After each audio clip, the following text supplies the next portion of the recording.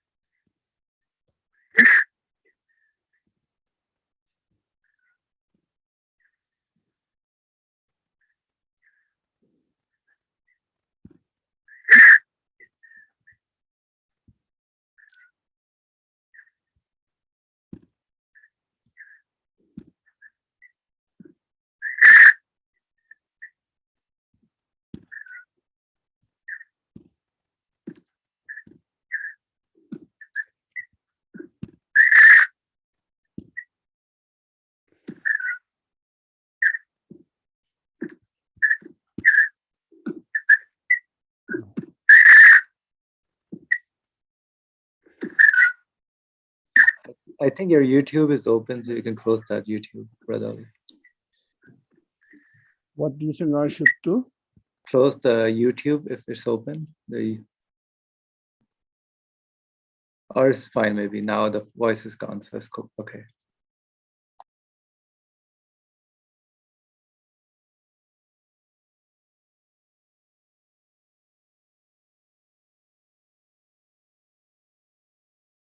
Somebody's video is on, unless you are intentionally doing that. Syra, I think.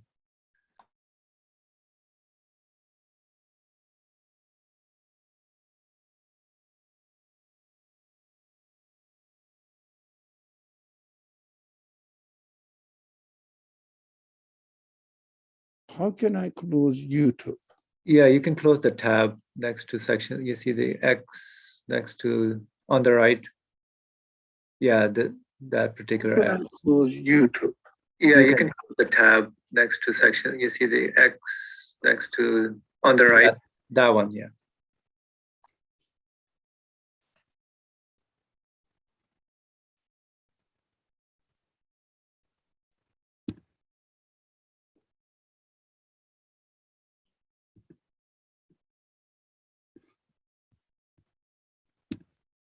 Okay.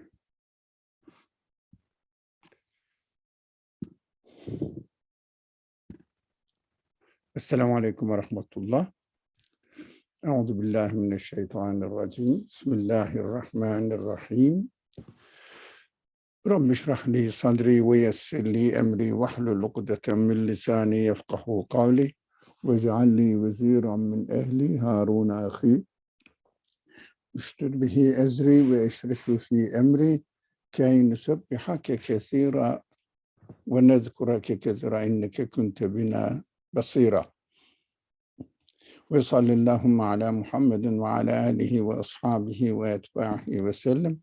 ربنا اغفر لنا وارحمنا وأنت خير الراحمين آمين والحمد لله رب العالمين آمين. We have been studying section 8. Section 38, section Saad, and let me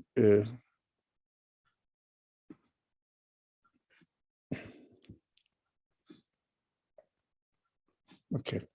We studied up to the verse 33.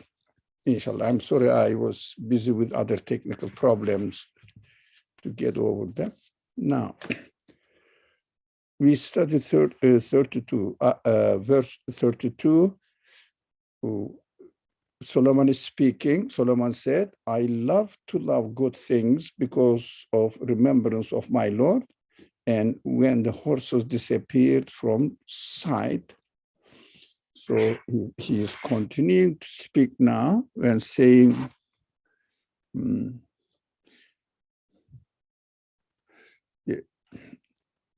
send them back. He then rubbed their legs and necks. Now, this verse 32, on the screen, the first verse, we studied the importance of to love good things. This phrase was important, and we studied why is it important, etc. And we need to mention one thing more here,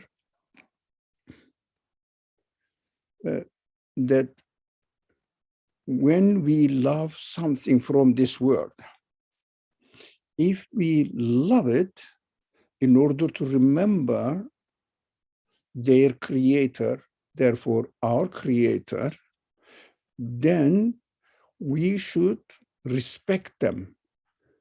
We should revere their beauty.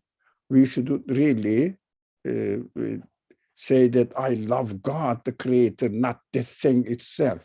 No, of course, it was a means for us to remember God's grace to us, or to remind us the creator, God, is the beautifully creating God of the universe. So one of his name is beauty. It means one of his attributes is that he creates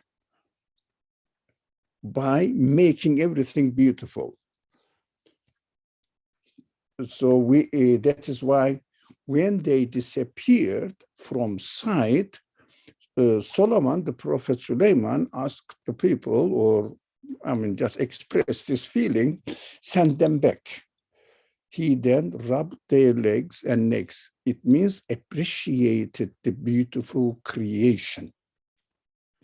Now, what we understand from it, yes, we use them as a means of getting to know who their creator is and what kind of qualities the creator has, but it is not enough. In this world, we have to respect the creatures in order to express our thankfulness to their beautiful creator. That is why we learn, which is what we learn from the verse 33.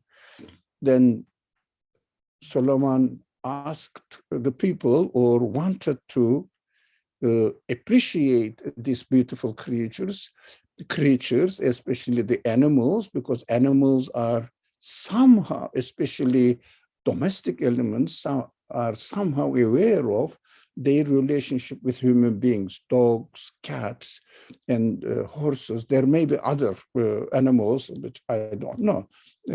Definitely there are, but I'm not really aware of any of them now. But most common domestic animals are cows, sheep, horses, dogs, cats, maybe goats.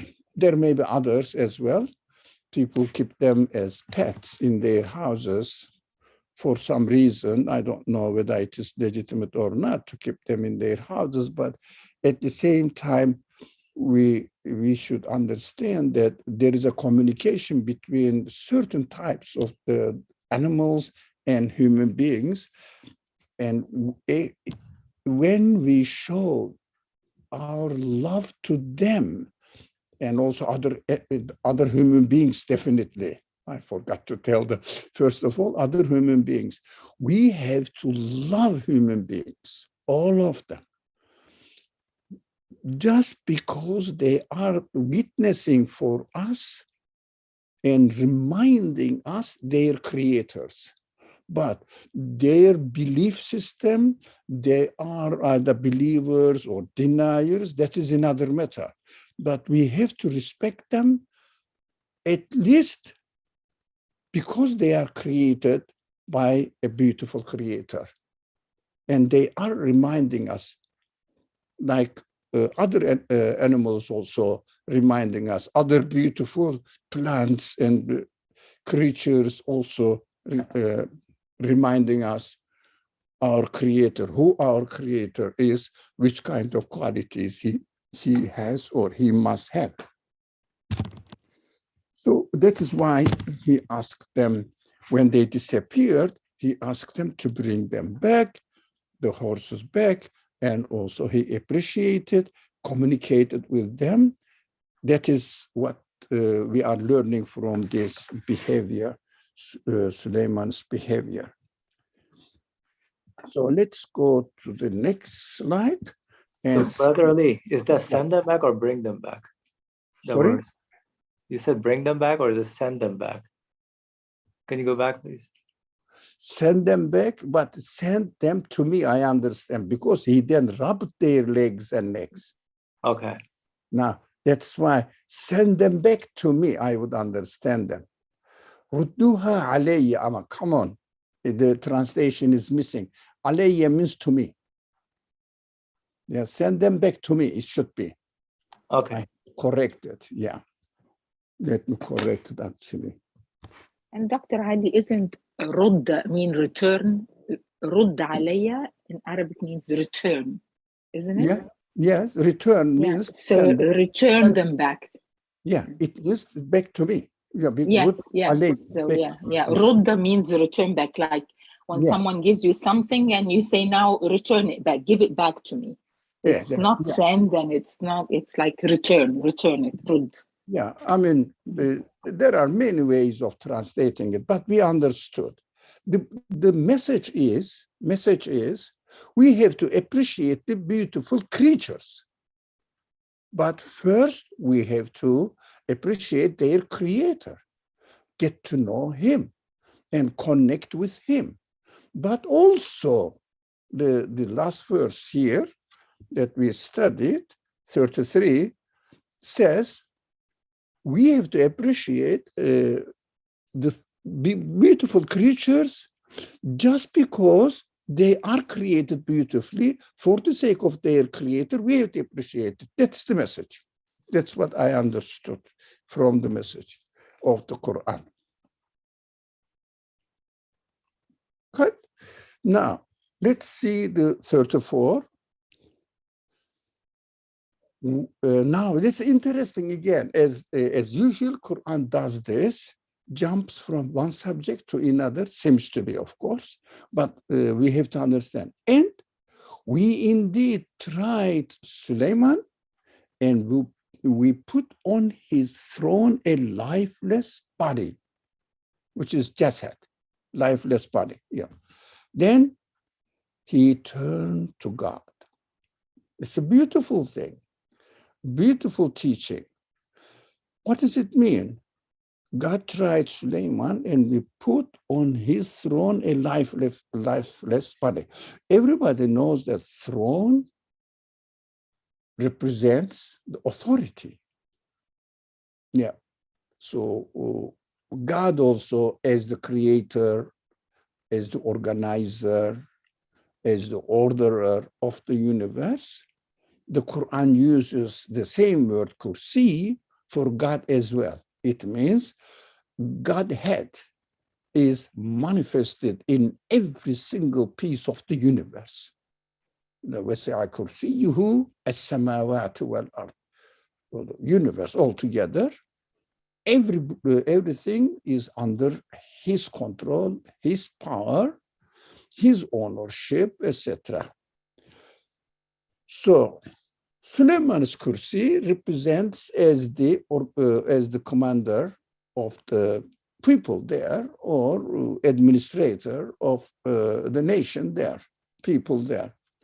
So we tried Suleiman,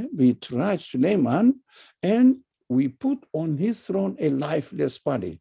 What we understand from it, God demonstrated that to make it clear, your authority over the people, as we have studied before, or other animals, ants, birds, animals, and including we will see the Iblis is Satan and jinn. But we showed to Suleiman this power is nothing. You have no power over them. Just because we enabled you, we put you in this position, whatever the power you seem to have belongs to the Creator, not to you. Let me see what you say, what you do. So, I mean, some people try to understand that one day he came back, he found the dead body on his throne. I don't know. It doesn't teach me anything. But it teaches me that his kursi represents in the eyes of the worldly people, his power as a king, as an administrator, as an authority. God says, hey, your power represents a dead, lifeless body. You have no power. Would you accept this or not? And then he turned to God. What does it mean? Turn to God. It means he acknowledged that the power he represents on earth is nothing but God's power manifested. God-given power doesn't belong to him. Remember his relationship with the horses. The beauty of the horses is not from the horses, but the beauty of the horses is from the Creator. Now, it is easy to attribute the beauty of the horses to God. But how about my feelings, my authority? It is the most difficult part of our mission in this world. Don't claim that, I mean, it is very difficult, practically speaking, that theoretically speaking is very correct. Everything is created by God. My feelings belong to God. But if someone does something that you don't like, I don't like, I get furious. Why? I don't accept it. If someone interferes into my life, but nowadays, if someone wants to give me some advice and points out my mistakes, you will see me, how I will react and defend my authority over my capacity, over my capability, talent. If you go and tell somebody who is expert on doing something, for example, or claims that he knows this and that, and you say, what you all know is nothing. You are just an ignorant person. You will see what he will say. Or you will see me, what I will say. So this is the most difficult test now. That is why the Qur'an uses this fatanna. It is a test, whether you are going to own it or admit that you represent, when you sit on your authority in this world, do you acknowledge that it is only a lifeless body? It means doesn't have any quality of itself? Now, okay. It's beautiful. Then he turned. It means he turned to God. Anaba, usually in this context, turning to God. So seeking refuge with God is my manab. Now it is the place of refuge. So this is why this Quranic word is used in this kind of context as related to God. That's why it was translated as then he returned to God. I think we understood. It means, no. I admit I have nothing, no power, but everything belongs to you. 35. Any comment? Anything you would like to add? Otherwise, I will continue. Verse 35, he said, look at this. Oh, my Lord, forgive me and grant me a sovereignty that will not be suitable for any another after me, another people, another person after me. You are the most generous provider. This verse, we have to take it, we have to pay attention to it a bit closely and seriously. Why?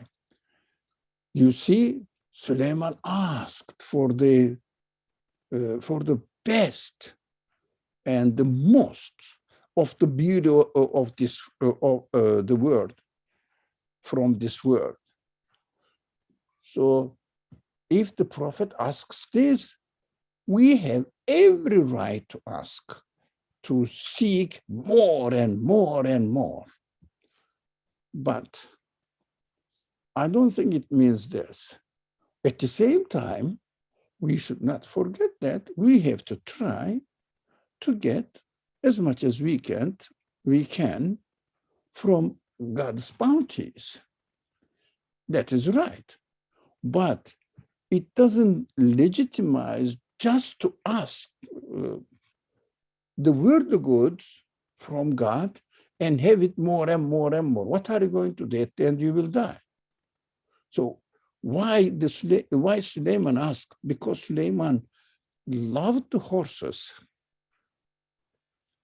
because they remind him of his Lord, Creator. Now, he realized that his worldly power totally belongs to God. Everything belongs to God. So he said, please give me more opportunity, as much as possible, so that I will appreciate you the most. Otherwise, if we don't understand the verse in this way, as if God is really blaming Suleiman that he is very greedy. He wants everything more than anybody else. It sounds very greedy, but we understand that as long as we appreciate God's grace, God's benevolence to us, generosity to us, we can ask God to give us more. But at the same time, never forget that we have no right from ourselves over them. It means, as far as our authority is concerned, kursi, throne is concerned, it represents only a lifeless body, no authority, dead body. But as far as our recognition of the Creator is concerned, the more we appreciate the Creator through the bounties he gives us, we can ask God to give me more. But at the same time, I have to be very careful that my authority over them is nothing more than a dead body. So, innaka antal wahhab, you are so generous provider, gives. So give me, because I'm using it in the right way. So we have to ask God to give us more of this world, but we have to be asking God to give us more if if we are sure that we are going to appreciate its creator, be thankful for it, and use them as a means of acknowledging his qualities. If we don't, if we get lost in the worldly goods, it is the end of our responsibility. It means we lose. So we have to be very careful. But the Suleiman is successful in his acknowledging of God. So he is asking for more, but asking God for more. He's not really leaving everything, his worship or everything, and working to get more and more beautiful things. But he is asking God to give me more from your generosity. That is what we have to be careful about. And we can ask God to give me more, but we have to be extremely careful not to fall into the trap of egoistic desires. Okay. Did we get it? 36. Shall we move to 36? Any concern? Okay. فسخرنا له الريح تجري بأمره رخاء حيث أصاب. It's very interesting. So we subjected to him the wind. Look at this. Throw. But let me, somebody wants to speak. So before going into this subject, please go ahead. Assalamu alaikum. Could we go to the previous verse? I just had a quick comment or question I wanted to ask. So in verse 35, I had a question about grant me a sovereignty that will not be suitable for another after me. I know you said we have to be very careful with this, but it also seems contradictory or against this idea of our creator. He can create in abundance, and whatever he gives to one person, it will not decrease from another person. And I feel like whenever if I ask my creator, give me such that no one else will ever have, I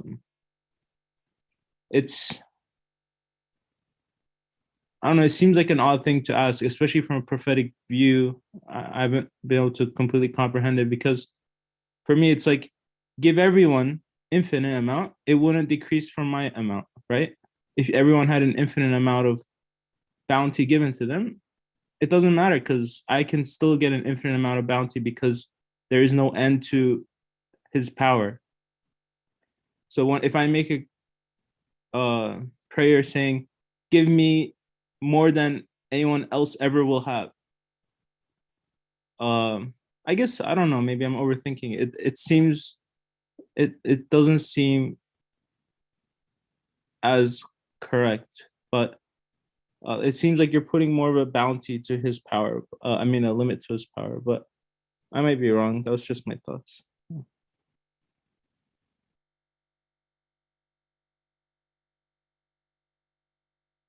Thank you. Thank you for your comment. We have to understand that God speaks to us through the examples of the prophet in the form of stories, because these prophetic stories are, how do you say, living examples, humanly possible. So it doesn't mean that he is jealous of others. I don't understand from it. It means your generosity, for example, within your generosity, how much you can give to a human being, give it the most of it. It doesn't mean that don't give others. It means you are asking, you are really thirsty of acknowledging God, being grateful to God, thankful to God so that you say, give me the most possible way that you give to a created human being. So I don't understand that it's a comparison. It means endlessly, as much as you can, you will. It is within your wisdom, as much as you will give to a human being, give me the most of it. It doesn't mean definitely that God's generosity must be absolute and there is no end to the absolute. But in this universe, for example, we say that God's power is infinite, isn't it? Now, but what he created a limited universe. The universe is not infinite. That is as much as possible in the form of a created being. It doesn't mean that because the universe is limited, God's power is limited and God cannot do more. But as far as the human beings and the relationship between God and human beings is concerned, God, how much God, out of his wisdom, wants to give to a human being, give me the most of it. Because I am really enjoying the beauty and the love of beauty, because it takes me to the realization of love of God. So I am enjoying it. That is why we understand that he is very thirsty of realizing the truth of God. So what we should do, would you mind, for example, asking God, please, God, give me a strength, give me strength of belief at the highest level possible for me. That's who you ask. It reminded me, there is a hadith when you ask, he said, I don't know where I read it. He said, when you ask God, don't put limit. Oh my God, give me $10. No, I'll ask God to give you according to his capacity. But of course, his capacity in this created world manifests within the limitations of his wisdom. That's why the creator's power must be absolute, but what is created cannot be absolute. The same thing goes to every details. For example, there are very small creatures in the world. Do you think God cannot create the bigger ones? Why did he create the small ones as well? In the example of the Qur'an, everybody knows that the Qur'an gives an example of a mosquito or a fly. So he says, God doesn't feel shy of giving an example of a fly. Even more than this, what does it mean? Even smaller than this. Maybe a germ, maybe an, I don't know, virus. No, because every single thing he creates manifests his absolute quality. But for those people who have deviated from the right path, they say, what does it mean? The creator of the universe is giving an example of a fly. Why doesn't he give me the example of the galaxies, for example? That is what we don't understand, the quality of the creation. Every creature has an endless, has a sign, or has many signs to demonstrate the infinite qualities of the creators. What does it mean now here related to this verse 35? Your generosity is infinite, but I am asking your wisdom to give me the most of it. As much as a creature can have it, but that is up to you. That is why I'm not putting a limit. And also, it goes along with the hadith narration too. And we have to be comfortable. We shouldn't be really suspicious, as some people saying that the Suleiman was immersed in worldly beauty. So he was so eager, thirsty of having lots of property and power. But we understand that whatever God gives in the following verse as well, here, we will come here, 30, no, I think I went farther than that, 36, oh, yeah, here. So we subjugated to him the wind, blowing gently at his command to wherever he pleased. Look, Allah gave. Not only subjugating the animals and jinns and Satan, but at the same time, the Satan will come now, and the jinns will come, but at the same time, wind. So we understand that other creatures also were at the service of Suleiman because he is a prophet, of course, representing two things at the same time. One is spreading the message that God endowed on them. Two, also themselves really representing the absolute qualities of the Creator in their life by manifesting them. That's what we have to see the prophets as. The employed teachers who are representing God, teaching God, and are representing, presenting God's qualities to human beings through their actions. For example, we hear the people were saying that the Prophet Muhammad was so generous. Why he was generous? Because he wanted to represent generosity of the Creator. He was visiting the ill people, sick people. Why? Because sick people are weak people, needy people. They understand now that only God can save them from this situation. So he visited them. We take it from these hadiths only one aspect of the hadith. What? We have to visit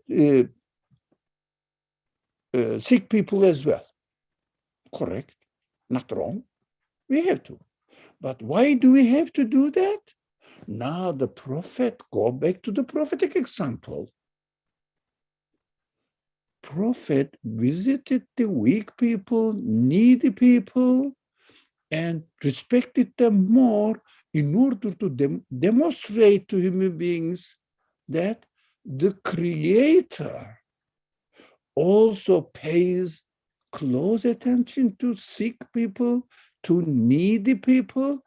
That is the first, most important function of the prophets, to teach us who our Creator is through their actions.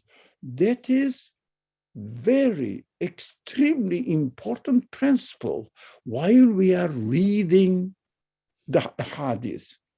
For example, now Prophet Suleiman's example also demonstrates this.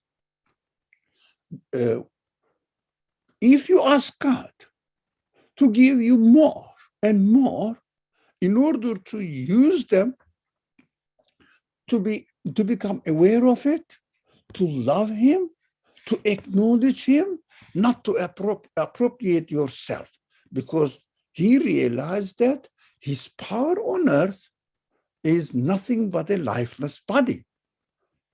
He was taught this. So he's going to teach us here.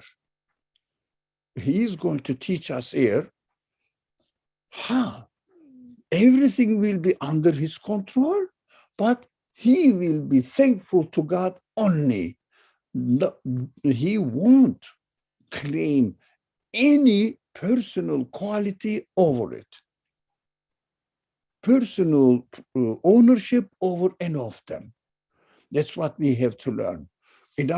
For example, the Prophet asked people if they are ill, use this, try this. Yeah. Okay. We have to understand that Prophet is informing us that God has created the healing, the cure for every illness in this world. We have to be very careful not to deviate the mission of the prophets while we are reading the hadith and understanding them. The main mission of the prophets is to introduce my creator to me, to let me know who my owner is.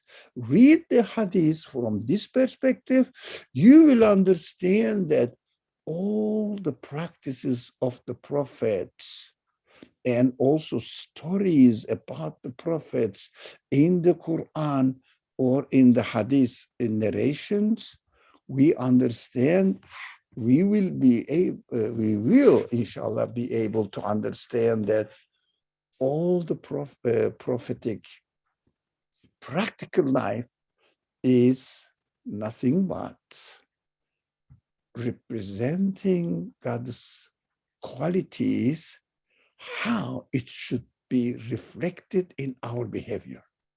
In order to acknowledge it, for example, when I look for a medicine, I have to be aware that this search for the medicine, for the cure for my illness, I am searching where the healer, God, manifests his name, quality, sifat, whatever you say now, of healer. Where did he manifested it? Then you can ask God, please God, give me all means of healing. Why? Because the more examples I see created in this world, the better I become closer to you. But unfortunately, we reduce the prophetic examples to only one aspect which looks to this world and ignore the other aspect, the most important prophetic mission. That is why we are suffering from. Because we cannot defend some of the behavior of the prophet. Anyways, I'm not going into examples, a very bad situation now where the Muslim people are, unfortunately.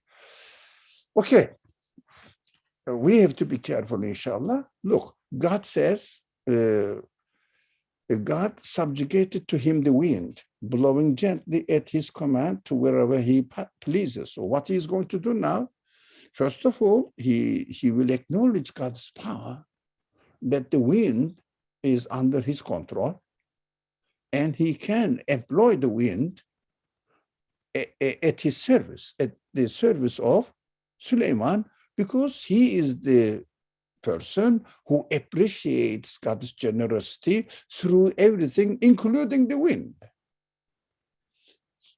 And another aspect of this message is he is using the created means in order to spread the message that he was given to as much away as possible, using sheep, using army, everything. For what?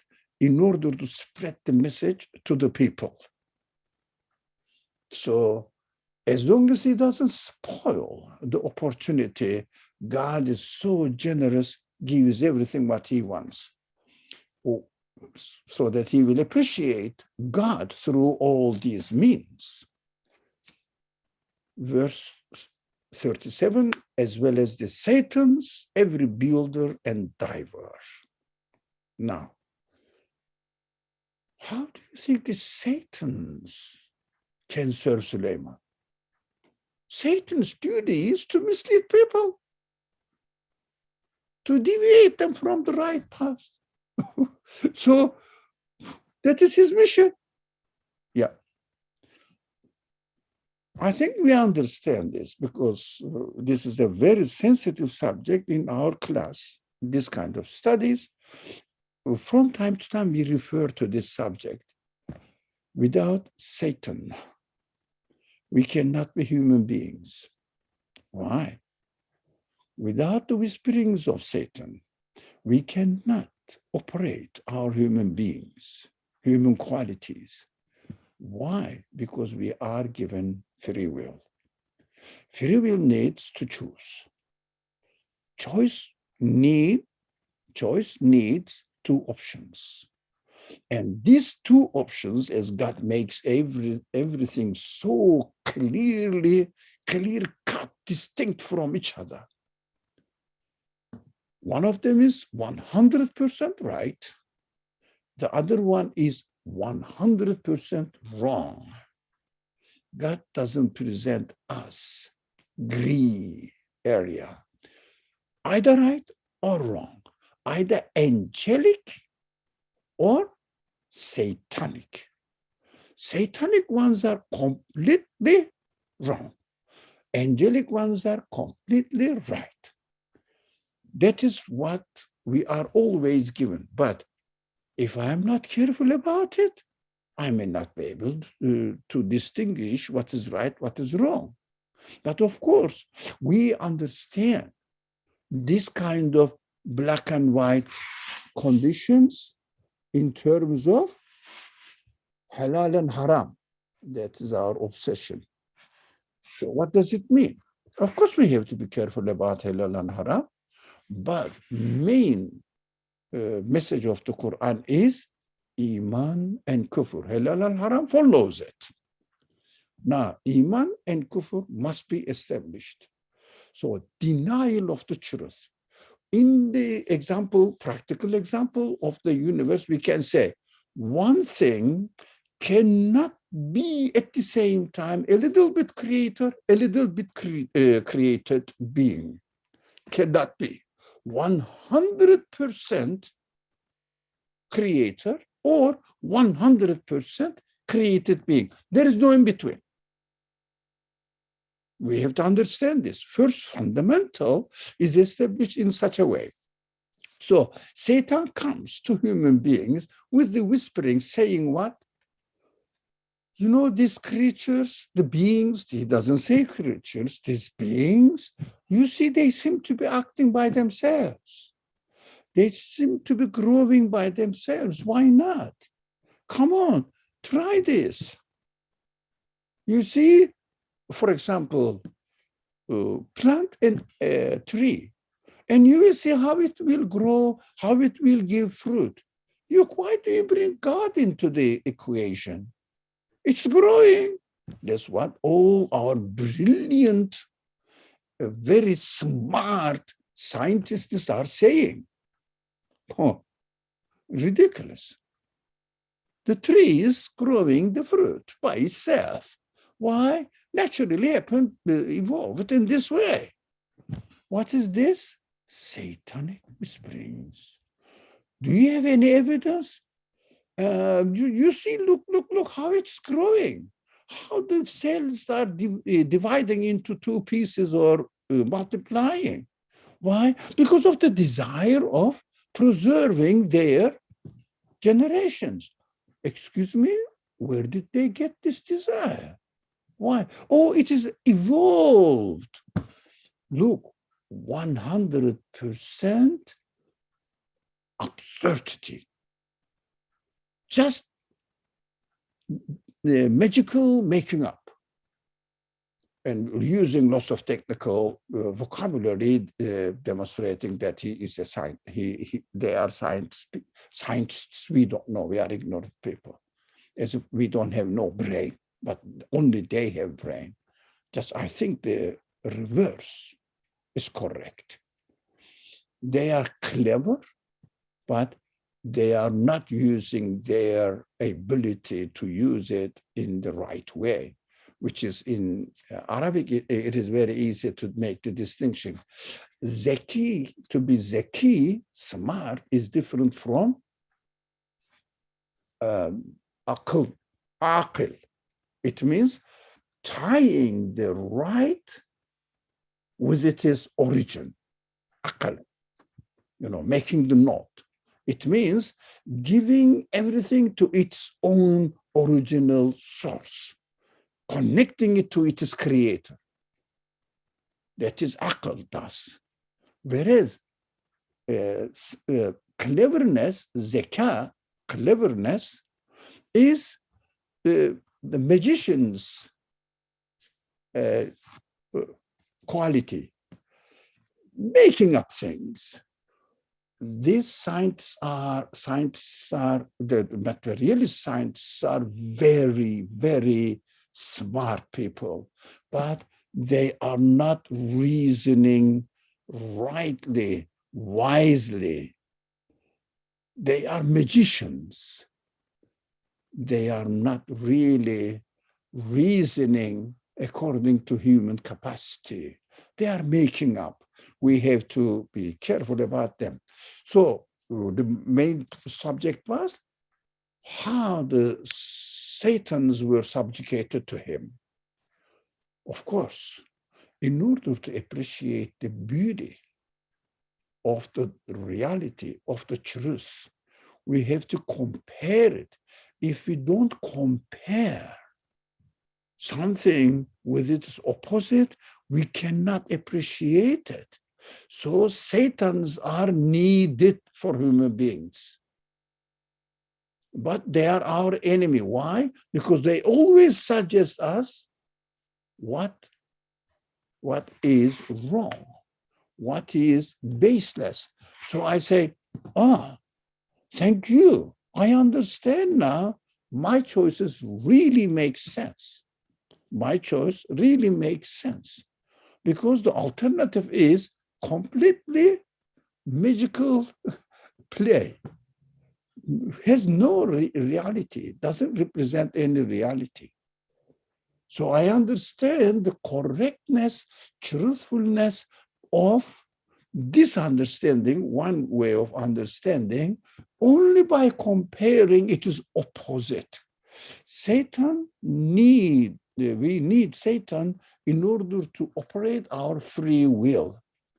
It doesn't mean that we have to love him. No, we have to always watch out. Where is the trick again? Because Satan are very smart. So he knows how to deviate people from the truth. So we have to utilize Satan as we always refer to God's presentation of the absolute reality in the Qur'an with the most concise equation. La ilaha, therefore, illallah. They asked us, how do you believe in God? Have you seen him? No. Can you describe him to me? No. What are you believing then? Okay, I believe La ilaha. Because La ilaha is what Satan presents to me as the God. I understand absolutely, comfortably that this presentation does not ever make sense to me. Ever never makes sense to me. What? A being in this world is creating itself. An evidence, zero. Just magical plays. Inequality in them? Not at all. Can they have free will? Not at all. Can they have any power of themselves? Not at all. And that is what Satan presents to me, or I need this presentation. Okay, what I do, So nothing can be source of existence in this world. How about this world? How about these beautiful creatures in the world? How come they exist? The whole of the universe in its entirety, with all of its particles or elements, all the component parts of the universe must be under the control of someone who is the source of existence of this universe. And this one must not be describable within the conditions of created universe. Why? He is the creator. You cannot find any creator, neither in the form of a particle, nor in the form of a galaxy. Not at all. No quality. So there must be a creator who has the power, cannot be describable within the limitations of this universe. Knowledge cannot be describable within the universe, limitations of this universe. It means it is beyond limitations. We are absolutely sure to believe in ghaib. Why? There must be so, because the alternative is obviously 100% false, has no base.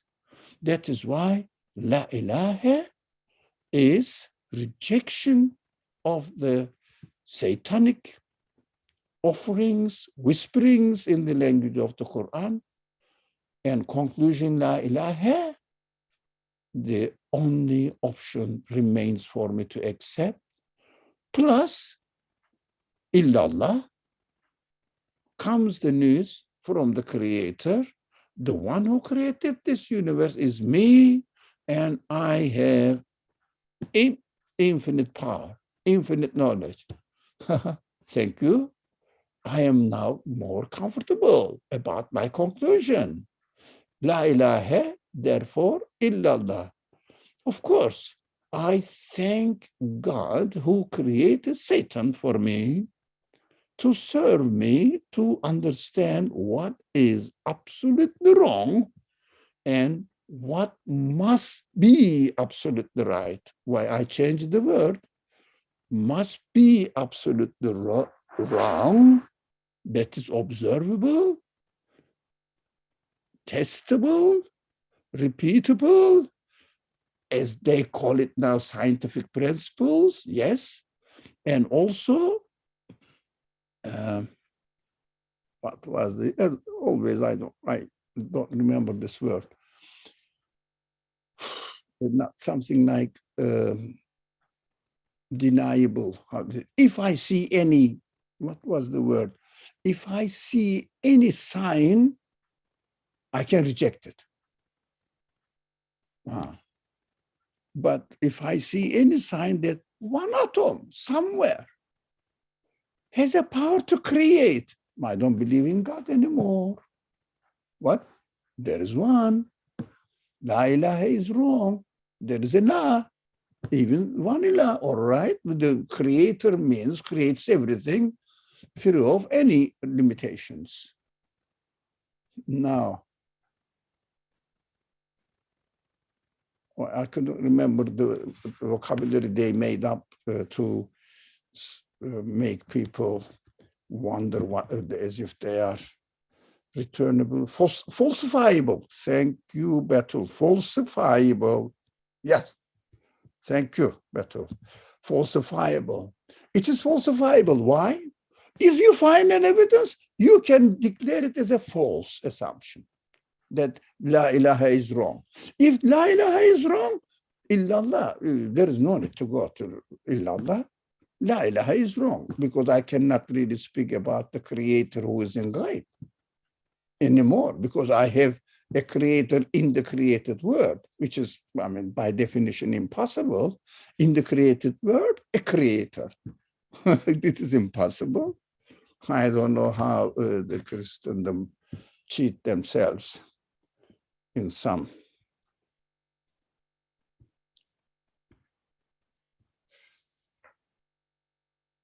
Okay. 38. Let me see, the time is up. Okay, let's cover this slide. At this, others bound together in chain, whatever it is, under his control. That's what we understand. Satan, the wind, all the beautiful creatures, and the sovereignty over army and over everything in this world. But my being on the throne is nothing but, never forget this, nothing but a lifeless body. It means cannot claim anything of itself. It must be put in grave. That's it. If we have this understanding, you can benefit everything of this universe. You can ask God, give me the most possible wisdom, within your wisdom possible, within your wisdom possible. Don't forget, this is the limited creation. Most limited, most possible within the limitations of this universe, so that I will acknowledge you. My heart desires more and more about getting to know him. So whatever is given in this world must be under, must be bound together in chains, all together help me to acknowledge you. So, but there must be under my control of my acknowledging you, my belief in you, everything. So I will use everything you give me in order to get to know him. Return everything to you by appreciating your creatorship of all the things. So subjugate to me everything as I understand from these beautiful verses, mashallah. So the time is up, and okay.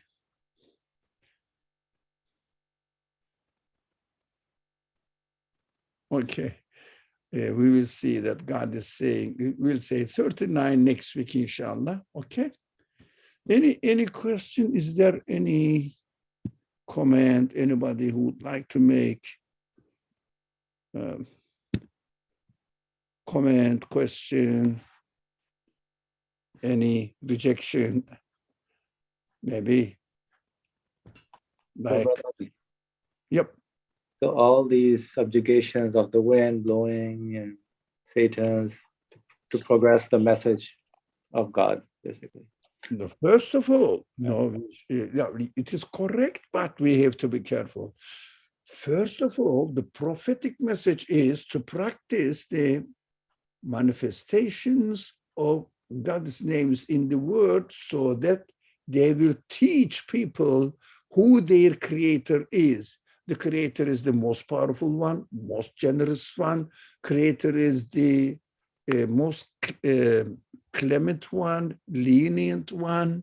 Because, for example, we see the prophet, some Bedouins come, some really very coarse people come and treat him very, very roughly, using insulting words. And the prophet used to turn them and smile them. What does it mean? Now, every day, by negligence, we insult God. Forget about him. Claim our ownership. That's what I do. I don't know, you may not do it, but I do. And God is very lenient, very gentle to me. Doesn't punish me on the spot. Smiles at me, if you like. That is what I understand from the behavior of the prophet. First mission of the prophets is to introduce God with his qualities, in his actions, and teach me how can I practice God, my belief in God as the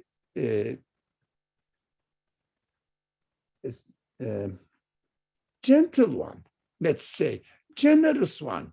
I learned it from the prophetic example. And another prophetic mission is not only represents God's qualities in their actions, so teach. I mean, I use represent. It means believes in them, are aware of these qualities, and also puts it into practice and presents it to me, how I should really live with my belief in God, as God is the generous, most powerful, very lenient, the most lenient, most merciful, most forgiving, but also most just. We see in the life of the prophet, he is smiling at the Bedouins, but if somebody tries to give an end to Muslim community, he is so severe. Shadidul iqab. So in the war conditions, he tries his best to win, to be the triumphant in the battlefield. You understand the balance? Now, the second mission is to spread the message as far as possible he can reach. They ask God to give me the opportunity to spread this message to every people who are ready, thirsty for this truth. So both missions at the same time, we can see in the lives of the prophets, in the also stories of the prophets. That's what we have to learn, how to read the stories of the prophet in the Qur'an correctly, in an appropriate way, how to read the hadith narrations, again, in an appropriate way, according to the mission of the prophets. But we have to understand what we are expecting from the prophets, which kind of performance they should do. We shouldn't really reduce the prophet teaching us only how to pray and fast. That is correct, but it is a reduction. Reducing the value of the prophet into a very simple, I don't know, any imam or anybody else with a very low knowledge of Islam can teach you. We have to be very careful what we are doing. So we have to wake up, we have to study, we have to concentrate, etc., etc. Okay? Inshallah. So he wanted to spread, and he needed the wind to go far away to spread the message. But at the same time, what is the message? In their life. So we have to try to spread the message. That's why God is Hadi. God is the one who gives guidance to human beings. We have to practice the name of Hadi in our life as a created being. I believe God is Hadi. Okay, what have I done in my life to give the guidance to other needy people? I'm believing in God as the Hadi. So I am the caliph of God on earth. What am I doing here? Am I really spreading the hidayah, guidance, to people as much as possible, or just for myself? This is not the prophets did. They struggled. Inshallah, this is an extremely important subject we have to pay attention to, inshallah. Now, sorry, we have to stop here. It is too late. 10 minutes later than the deadline. Bismillah ar-Rahman ar-Rahim. Subhanaka la ilma lana illa ma 'allamtana innaka antal alimul hakim. وآخر دعواهم أن الحمد لله رب العالمين بحرمة سر سورة الفاتحة.